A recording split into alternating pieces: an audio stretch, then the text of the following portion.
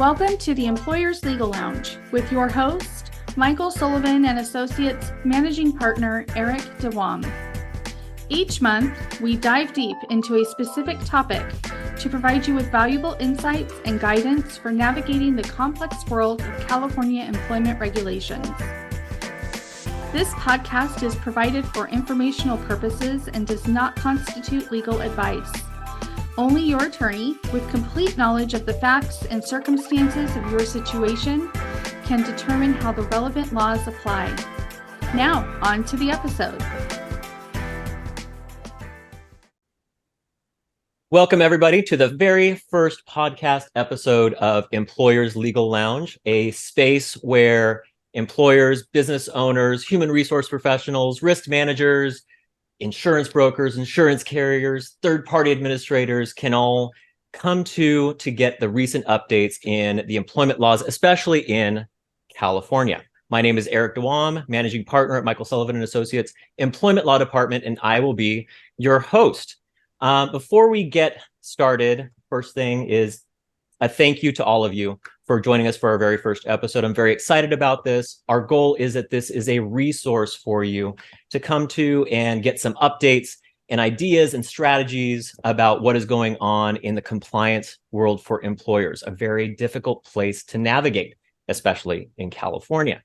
Now, I know there's a lot of people listening that already know me, either have heard me speak or clients, but for those who this is your first experience with me, let me tell you a little bit about myself and my firm. Like I said, I'm the managing partner of the Employment Law Department. We are a defense firm. Defense only. Never confuse me with the plaintiff's attorney or we can't be friends. But other than that, we do many more things other than just employment law. I stay away from that. I stay in my lane of employment law. We do workers' comp and general civil. You may also know our firm, Michael Sullivan Associates, for writing the book on workers' comp, quite literally. And it's also available on Sullivan on Comp. It's the resource many of the workers' comp judges and attorneys use. Again, I stay out of that, but it's a resource we use quite often because there's so much overlap in employment laws and workers' comp, an issue we will tackle in episodes to come. So, aside from being the managing partner, we all have many hats, as most of you do out there. I am primarily a trial attorney. That is my day job. That is what I truly enjoy doing. And it is defense work. And when I say employment law, I mean the class actions you hear about, the wage and hour, the PAGA, Private Attorney General Acts, discrimination, harassment, sexual harassment, and otherwise, and the defense of those. That is what I do. But in addition to that, I do what we call advice and counsel for organizations. And what that is essentially is to provide a hotline for employers and human resource professionals to call in as things happen. How do we accommodate this employee? Can we terminate this employee? Are our employee handbooks correct? What are the new laws? And they have a direct access to our attorneys in the Employment Law Department to help navigate that on an ongoing basis. Now, outside of this, I also speak a lot at conferences. And one of the organizations I work most closely with is PIRA, the Professionals in Human Resources Association. Most recently, I have been elected as the College Relations Chair. And for that, I am working with human resource students to get them to that next stage in their career where they have mentorship, where they have internships, they have people that they can look to guide them in that next step. And I'm very proud and excited to work in that area to help those students get to be the next leaders in the HR profession. I also work with an organization called IEA, Insurance Education Association. Don't let the name fool you. It is primarily for the education of those who work in the workers' comp, risk, and HR world. There is a resource out there for my human resources professionals out there to get certifications in disability management. Now, I am a bit biased on that because I helped create the curriculum and I often guest lecture for IEA. But disability management, I find to be one of the most challenging areas that human resource professionals deal with on a daily basis. You can be a human resource professional for 35 years and still be struggling with it because there are so many gray areas in those laws. So if that's an area you really want to master, I highly encourage you to look at IEA and the CPDM courses that they offer to get those higher level certifications. Outside the law, I also volunteer as part of the Advisory Council for Children's Hospital Los Angeles. And we will be doing an important annual fundraiser coming in November. If you're interested in any of these things I'm talking about, they will be available on my Instagram and on LinkedIn. There's all the resources and links there available to you. But enough about me. What I want to really talk about is this podcast and what we hope it will bring to you. So, like I said, I do a lot of these presentations, especially around California. And I think the feedback that I hear is that everybody's kind of tired of just seeing the regular Zoom presentation, a PowerPoint's up, somebody's talking at you and telling you what the law is and what you should be doing, as opposed to a real world implementation of what these laws mean and how businesses, small and otherwise, can deal with them. So I wanted a more casual environment. And that is why it's the Legal Lounge. And I'm in my favorite corner of my house where I read and relax. I encourage those. We'll often do these later in the day during cocktail hour. I encourage you out there and my guests to grab your favorite adult beverage, or if you don't like adult beverages, your sparkling water, and sit with us and have a sip. Some of you will be listening to this or watching it. Again, this will be on many different areas like Spotify and YouTube. You can either listen or watch. And if you're watching this in the morning, maybe, you don't have the beverage. But if you do, and you pour the champagne in the coffee mug and pour a little orange juice and call it a mimosa, you will not have judgment from me. So employment law is one of those things that will drive anybody to an adult beverage. So with that being said, the format is generally going to be, I will not be going through all of the different organizations in the front end. This is just for our first podcast. We will talk about new laws in the last 30 days or more, depending on what's out there, some strategies, some tips, and I'll always have as a guest a leader in the industry. I'm very excited about the one we have today. At the end of watching or listening, there'll be an opportunity for you to do a Q&A. So put your questions in, your feedback. If you'd like to be a guest, please let us know. And if you do have questions, I will go through them and I will try to answer them at the beginning of the following podcast. All right. So without further ado, I am going to introduce our first industry leader, and that is Tara Fournier, who is going to join us in just a moment. Tara Fournier is... Hi, Tara. Tara Fournier, we've worked with for many years now, and she is the Chief People Officer at Enthusiast Gaming. She is also our PIRA president. She is also on the executive board and will be starting for Cal SHRM in January. She has many hats, as I mentioned. So please welcome, what's most important, my co-pilot, Tara Fournier. Well, thanks, Eric, for having me. You said I wear many hats. I know you are a Disney fan, so I brought my Disney hat for you. So for those of you that cannot see, that's my buddy. I am putting on my Club 33 Mickey Mouse ears. I know that's something that Eric likes so much. It is why I love you. So, thank you, my friend. And I did bring something to drink as well. To our first episode of Employers Legal Lounge and my first guest, I'm so glad you're with us. Cheers, my friend. Cheers, cheers.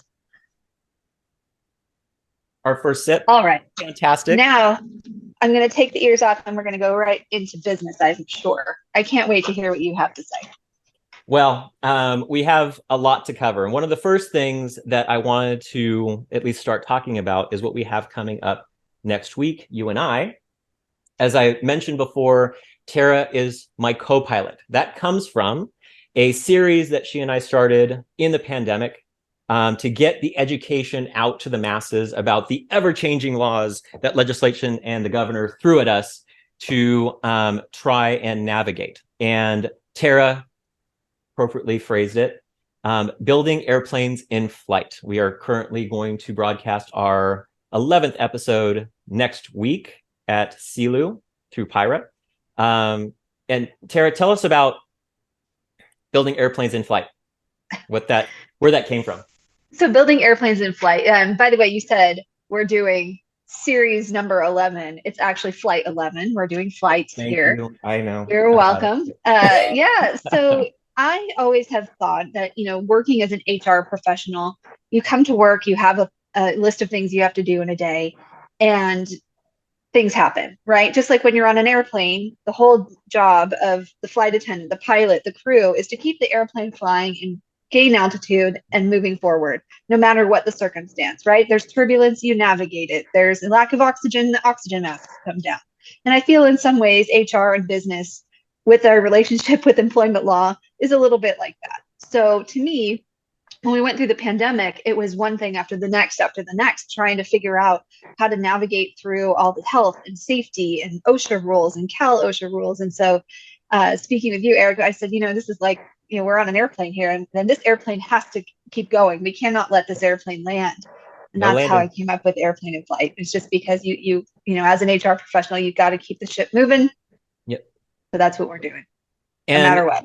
And that really resonated with the audience. We had no anticipation or expectation that after our first episode, there would be a demand for it to continue. And I think it's because, especially our HR professionals and businesses are always struggling with this, and they relate to this concept of, when do we take a breath? How do we get this done? Our goal is to be compliant, but how do we do it? And we also do the work that our business does at the same time. So people relate to that. So I am excited about next week, and we're doing it actually twice because CELU this year is in 2 different locations. And when I say CELU, it's the California Employment Law Update through PIRA. Right. And this year it'll be in both Burbank and Anaheim. Burbank is on the 24th, right? There is still space available for the Burbank live. There's also it's also available virtually. And our presentation is going to be essentially on leaves of absence, return to work issues. There's going to be a encore performance in Orange County in Anaheim on the 26th that has sold out. But those of you who are already enrolled, please join us there. Well, I'm also going to be hosting an after hours cocktail and bowling event. So if you're interested in that, send us a message. We'd love to have you. So on the theme of the return to work and leaves of absence issue, which is one of the reason I work with IEA and doing the disability management is because it's the most difficult area to work with. And as kind of a teaser of one of the things we're going to talk about and the things that we have to navigate, there is one particular case that came out a couple of months ago that has really turned the definition of employer on its ear. And that, what I mean by that is typically and historically, we have this law in California, the Fair Employment and Housing Act.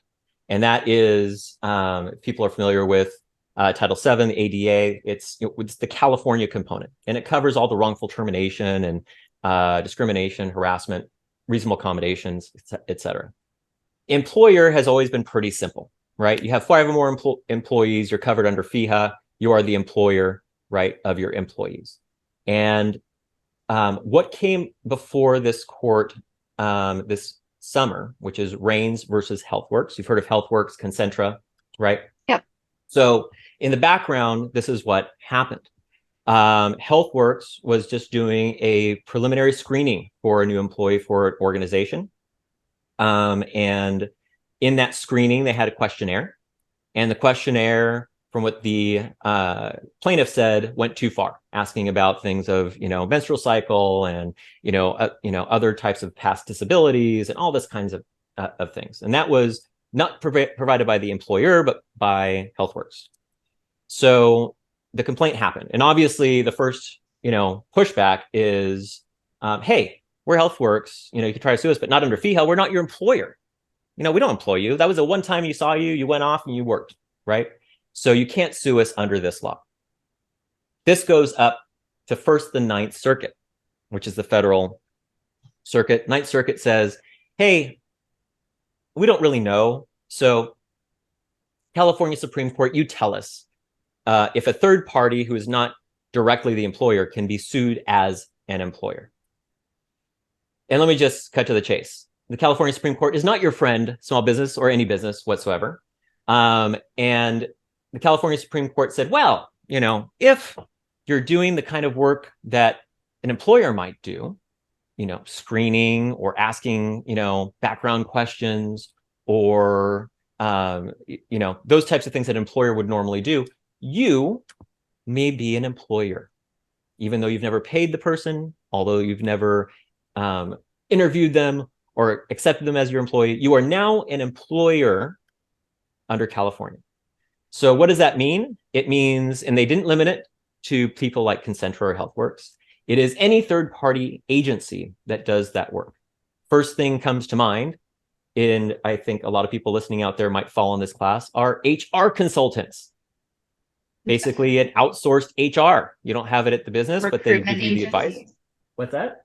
Agencies, recruiting agencies too, right? Absolutely.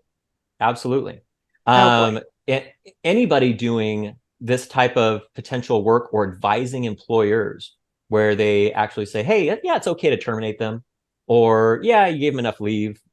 Now that third party can be sued.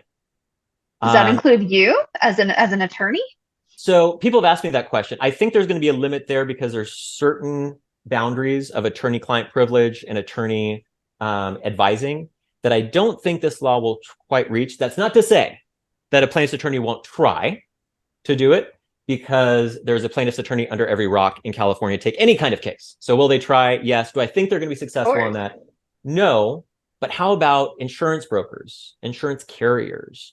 Those people that are giving in any way, shape, or form advice on clients on their matters. I worry about that. And I do think and expect this is going to be a place of litigation in the coming years. So what do you do about that? Right? What do you do about that? And the answer, I think, it depends of who I'm advising. So if I'm advising an employer, what I'm telling the employer is, well, you have these third-party agencies you've always used. And if they mess it up, you could be on the hook as a joint employer with them. So maybe you need an indemnification, hold harmless, defend, indemnify part of the agreement. If I'm advising an HR consulting firm, I'm saying, hey, you might get hit with one of these simply by taking on a client who's not your employee. So you may want an indemnification, hold harmless, defend agreement. So it's going to be a competition of who's in the best position to sign off on these agreements, because the employer is not going to want responsibility for that third-party agency. Third-party agency is not going to want to all of a sudden have these employees that are not really their employees, but under California law, potentially now. And on top of it, now, do these third parties need EPLI insurance to cover these employees? And would it even cover? So this is, this is just a kind of a tease of what we're going to talk about next week. There's more on that, but it's one of the issues that I think California businesses, employers, third-party agencies and carriers are going to really have to deal with and grapple with, because it's going to be cases of new impression. Right. Yeah, we're going to have to talk more about this for sure next week. And I think going into 2024, this is, I'm still digesting, Eric, a little bit about this. I mean, yeah. I've seen things, and I saw this about the healthcare, employment screenings, but to think that it extends to all of these different contracts makes me feel like, do I need to go renegotiate all my contracts? And if I'm an HR consultant, do I need to renegotiate all my contracts? And so I feel like there's going to be a lot of activity going on between consultings and their employers, and some may just decide they don't want to do it at all. Yeah, it may not be worth the cost of and the risk, and employers may just be in a position where they have to, bring a lot of this in-house. I don't know what the answer is. I think it's going to depend on where the litigation takes us and new laws, because it's going to be a case of first impression. But I think sooner rather than later, if you're in that position, you have to think about what you just said, negotiating these contracts, figuring out where your risk is, because employers haven't thought about this kind of risk of they're supposed to be taking care of this. This is not supposed to be my responsibility. Now, these employers, this law is not for the small employers, right? You have to have at least 5 employees or more, 5? Yeah, you bring up a really good point. And so 5 employees or more, it wasn't an issue, obviously, for HealthWorks because they had so many. And there is out there this question of when if it's this smaller third party that has 2 employees, right? Are they under FEHA? I think there's a really good argument they're not. But don't hang your hat on that because remember where we are, right? So the court left that open. So really good point. And that's going to be, I think, another area of litigation. So I was going to say, do you think this is going to be a to be continued, or is this with prejudice, we're done and this is it? The fact that they're employers is done. The fact of whether somebody who has under 5 employees is in a third party, that's not done. So I think that's yet to be litigated. Got it. Good question. So with that, that's just a teaser about next week. And but we have some more to talk about, obviously.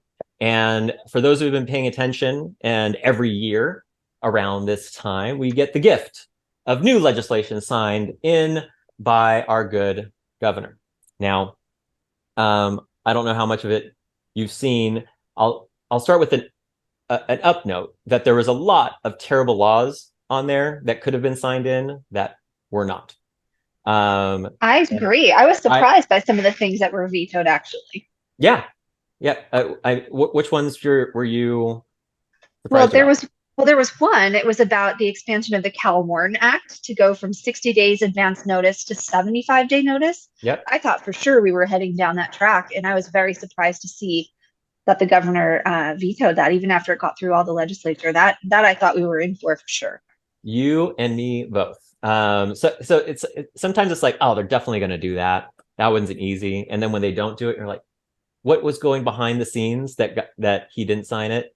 There's some negotiations. This is all lobbying. So, that's how we get these laws. Well, what I read was that it would impact small businesses so much, right? Because small businesses or small, revenue level businesses, that extra 15 days that they'd have to carry.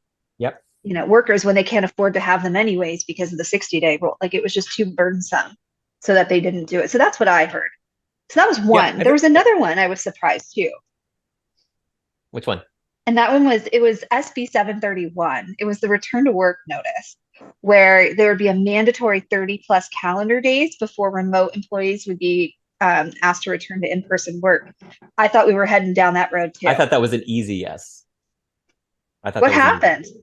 I don't know what happened or the whys, but given what we do get, I think everyone we didn't have to deal with. The other one was the new class of protected class, the caste discrimination. Oh, right? yeah. So I thought that was almost certain. I thought add another protected class in California. Fortunately, they said, hey, this is kind of pretty much covered under the other classes, so we don't need to add it. So it's not really new. So that one didn't get passed either.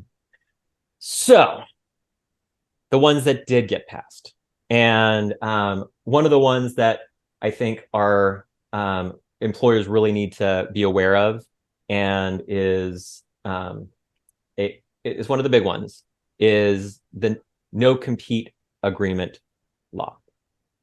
So right. Aren't there two? There's two. There's two in tandem. Yes, there are. And let's see, what's their numbers again? Let's see. 699, SB 699 is the first one. Yep. And that essentially brings home the fact in California that non-compete agreements are unlawful, right? They're just patently, they're gone.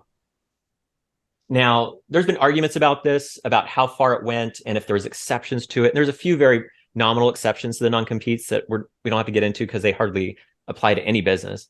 So with the non-competes, and that's what businesses want to do. Hey, we invested in this person. We want to make sure they're not out there, trying to compete against our own interests, whether they're an existing employee or a former employee, at least for a certain period of time. We cannot do that anymore. And before, people would put that in saying, hey, it may not be enforceable, but let's still put it in there just in case. But now we have, with this new law, it's not just unenforceable, it is unlawful. So if you have a no compete agreement that is in there, that is a violation and not one of the exceptions. It is now unlawful, and an employee can sue you for it. Get attorney's fees for it, even if there's limited damages on it. And this is going to be a big issue. I also see this as a big issue because it's going to be another that they're going to try and tether as part of PAGA actions, private attorney general. Oh, actions. no. Yeah.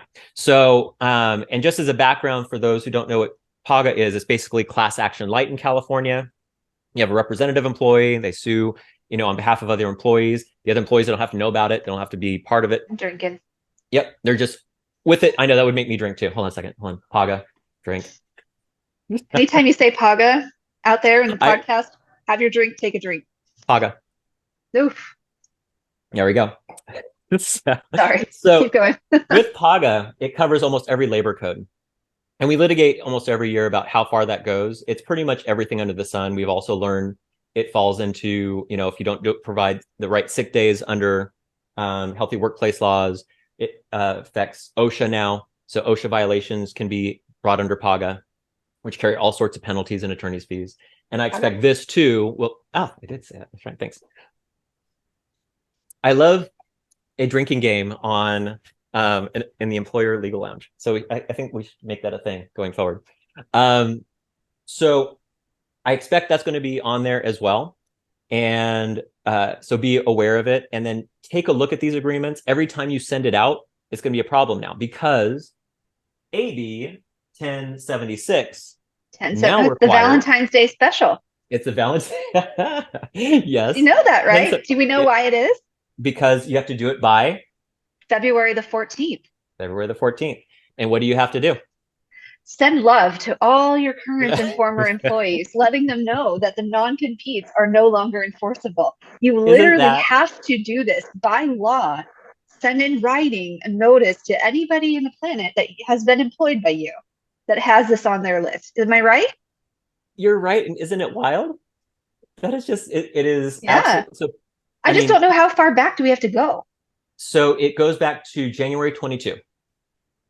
So anyone that was currently employed now or has left from January 1, 2022, all the way till Valentine's Day special 2024, we have to send something in writing.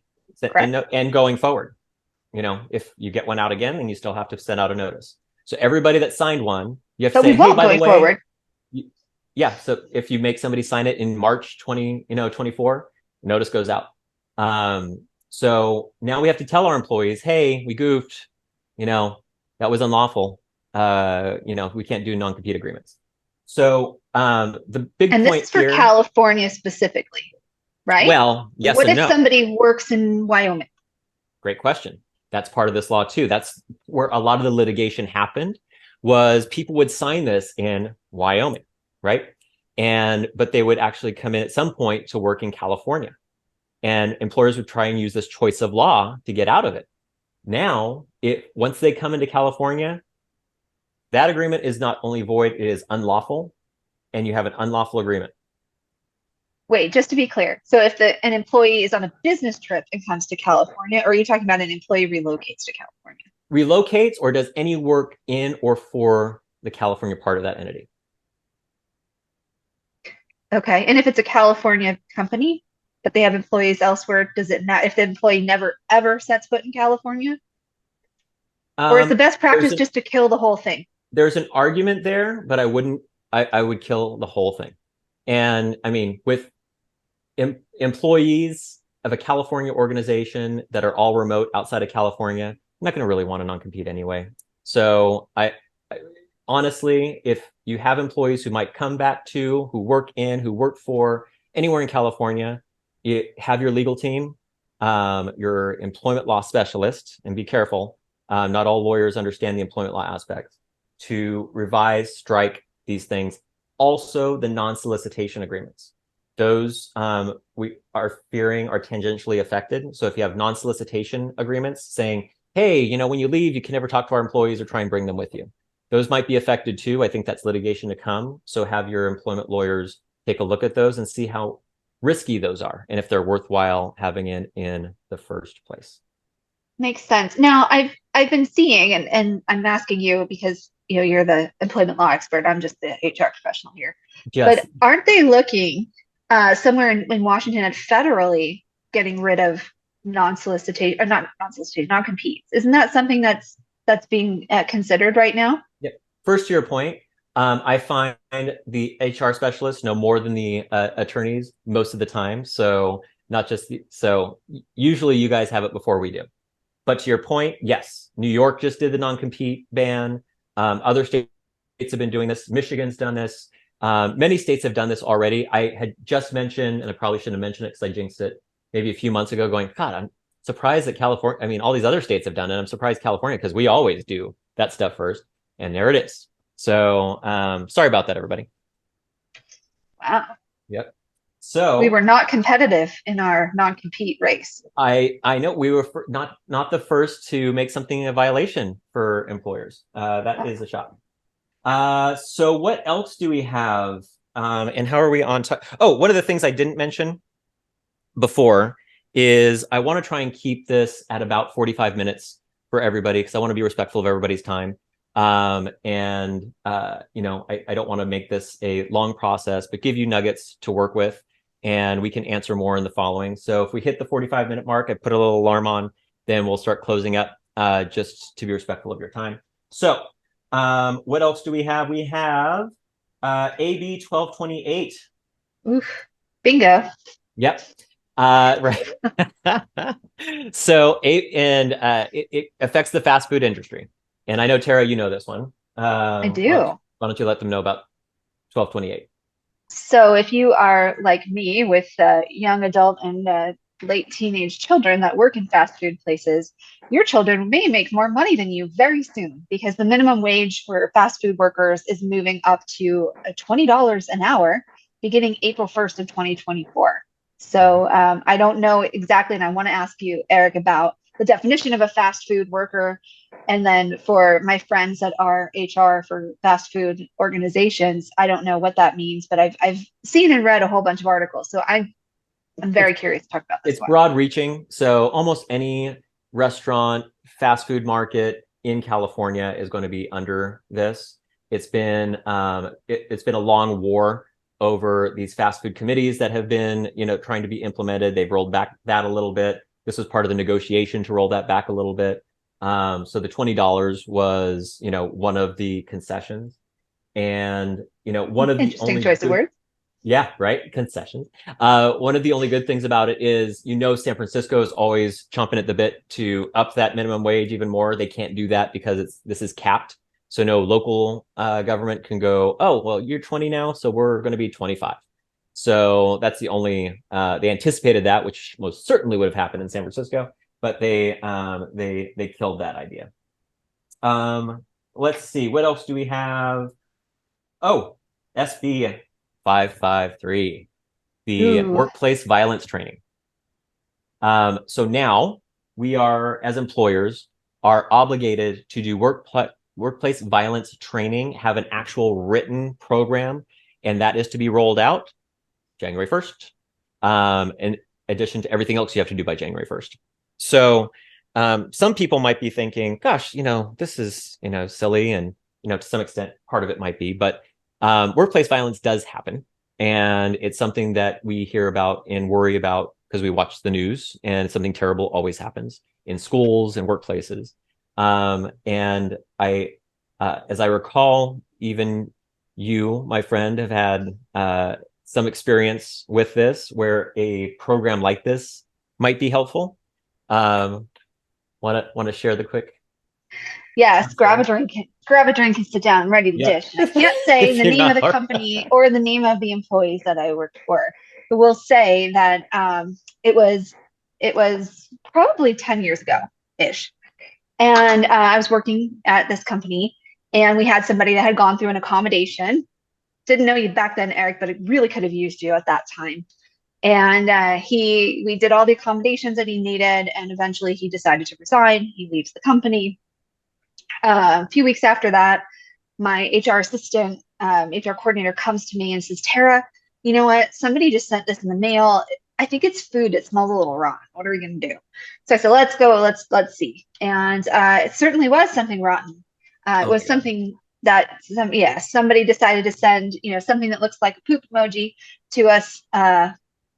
And with that, white powder came out, and this person was very angry. So it created a whole thing, and to the point where I took photos. I don't know if y'all can see this in my thing, but this is a hazmat. The hazmat team had to arrive. I had to evacuate the building very quickly for those that weren't exposed, and I had to stay quarantined for those that were, because of course, Eric, when something's smelly, everybody's like, well, that doesn't smell. What is that? So like 5 or 6 people wanted to see what it was. So all of us were the lucky quarantines. And we had to go through a whole protocol. We had to go through a whole protocol. The fire department came, the Department of Health came, it was sent through the mail. So the Postmaster General was there. And so we didn't have a plan in place, because who does that, right? Yep. And you never think that's going to happen to you. But now, with this law, at least, we'll have a plan. That was considered workplace violence. Is actually considered an act of terror, believe it or not. So you can imagine how this ended. This person did not walk away from that. So there was that, and also just another, that was like a kind of a fun story, but more of a dark story, is one of my former employees actually was an active shooter, not at my office, but elsewhere. And so that made me feel like, gosh, if this person could do that elsewhere, they could definitely do that here at the office. So this is something that's close to my heart. So I know it's a pain for all of my HR friends out there. I know this really stinks. It's like an extra thing to do, but it does happen. And having something to just go into your protocol is going to be so much better than trying to wing it. Because I'll tell you that winging it is super stressful. Yeah, because you're already in the stress place. And I see these with clients a lot. And sometimes they're, sometimes they think it's an emergency before it is, but sometimes it really is an emergency. And letting the protocols actually do what they're supposed to do not only helps get to the right results, but also makes your employee, once you roll this out, it'll make your employees feel better, because everybody is in a heightened place right now with, what they see on the news and heightened security issues. And I think it'll at least make employees feel, hey, you really care about this, and it'll make them feel more secure. And hopefully you never have to use it, right? But as far as this being followed, yes, organizations like DIR, et cetera, they do try and make sure that everybody is doing these programs. So make sure you do it, get with your legal counsel, have this as one of the things that you roll out at the beginning of the year, in addition to your employee handbooks and all the new things that you have. Let's see. What is the other? Quickly on 933, which just characterizes any claim of sexual assault or harassment. Now it's considered a protected complaint.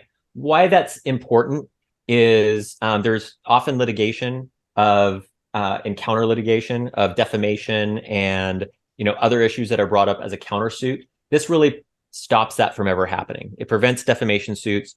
It prevents what we call anti-SLAPP motions, or allows for anti-SLAPP motions. What that essentially means is, if you're doing a counterclaim, very often the plaintiff's attorney is going to say, hey, the reason you're doing this claim is because we made this, or the employee made this complaint about sexual assault. And that's protected. And that's the foundation of why you did this lawsuit. So you can't do that. It's forbidden under the anti-SLAPP statutes. This brings that home. So it's also an important law and part of your strategy if these ever come up. All right. What else do we have? Oh, this one's really important. SB 616. I was waiting for that. I wondered when you were going to bring that one up. I am there. The sick days. So everybody, I hope everybody, that we've had since 2015 this requirement of having at least 3 days of sick leave that can cover not just for the employee, but anybody in their family that they're caring for. Now, as of last year, the designated person, so they can designate their neighbor now as being the person they have to take care of for 3 days. I know, ridiculous. In addition to that, now it's not 3 days. It's 5 days. So you must now give 5 days. Make sure that your employee handbooks and all of the guidance you have on sick days and your wage statements are compliant with this. There are also some important nuances to this, as if you're doing the accrued method, you have to have a certain number of hours, 24, by the 120th day of employment accrued. So all of these things and bells and whistles need to be in there, especially if you don't outsource your wage statements and your payroll and you do it in-house. Make sure your in-house understands these important laws. All right. Let's see. And that one, just so you guys know, I read the accrual threshold, 80 hours or 10 days have to be rolled over year over year. So 80 I know, I hours. believe it was 40 prior to that. So it's doubling on what they can hold in their bank. However, just to be clear, paid sick leave does not have to be paid out when people depart the company still, correct? There's no change on that, right? Thank you for bringing that up. People get that wrong all the time. Hallelujah. Yes, it is not vacation pay. It is, if it is just sick leave. Now, if you're one of those employers that combine PTO and you have a combined PTO program, then you have to pay it out. So if they're separate and there's separate sick days, you do not upon termination. Absolutely true. We have some new leaves available in addition, which is the reproductive loss leave. That is 5 days. It covers any issues that go with reproductive loss, miscarriage. Also, a failed adoption qualifies as reproductive loss. So this is an extra 5 days of protected leave under 848. 848. Yep, 848. And SB 723. Remember back when we were laying people off because of COVID and that law came out that said, hey, they get the first dibs on bringing them back if you laid them off because of COVID. We still have to do that now until the end of 2025. 2025. Wow. 2025. It was going to be 2024. They extended it to 2025. So if these people were not laid off, terminated for cause, and it's going to be a presumption they were laid off because of the COVID pandemic, they need first dibs on these offers. And the one I get questions about all the time, the weed law, AB 2188. Yes. I don't know. Tell me more about this one. Can we fire somebody because they smoke weed? Well, yes, if they're smoking weed on the job. Yes, that hasn't changed. People drinking on the job, smoking weed on the job, those types of things.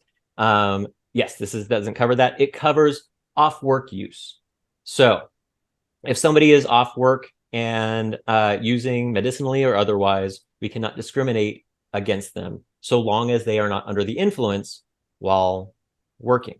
There are important exemptions to this, which are in the construction industry for obvious reasons, the trucking industry for obvious reasons, and through some federal contracts for also obvious reasons. So it doesn't go to every industry, but many of them. So if you make sure, especially if you are testing people and you're basing a test on a dismissal because there is a sign of cannabis, make sure it is active cannabis, THC, that they are under the influence of while at work. If it is the non-active component, you cannot fire them for that.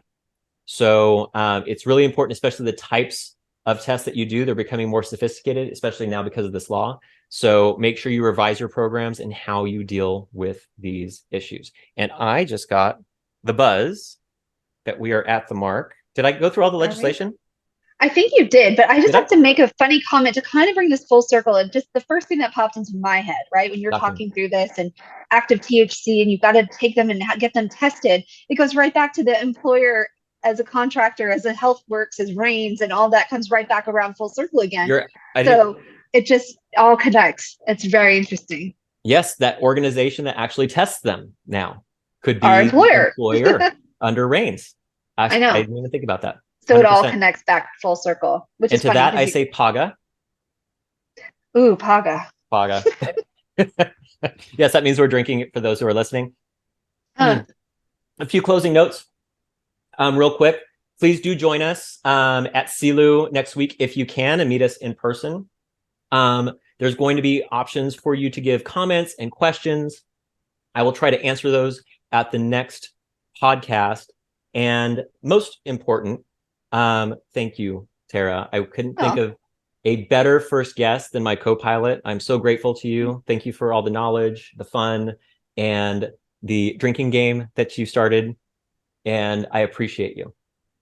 Yes. I appreciate you. You are so knowledgeable and so much fun and just such a pleasure to fly with. I wouldn't want any other co-pilot, and to many more travels around the world together. Co-pilots for life. Cheers, my friend. Co-pilots for life. Cheers. And cheers to all of you. We hope to have you the next podcast next month.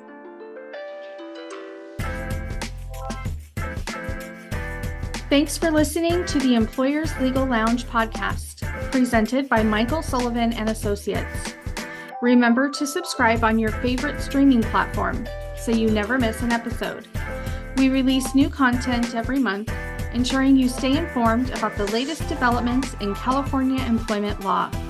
If you have any questions, topic suggestions, or would like to be a guest on our show, don't hesitate to reach out to us at msa.news/podcast. We'll see you next month with another episode of Employers Legal Lounge.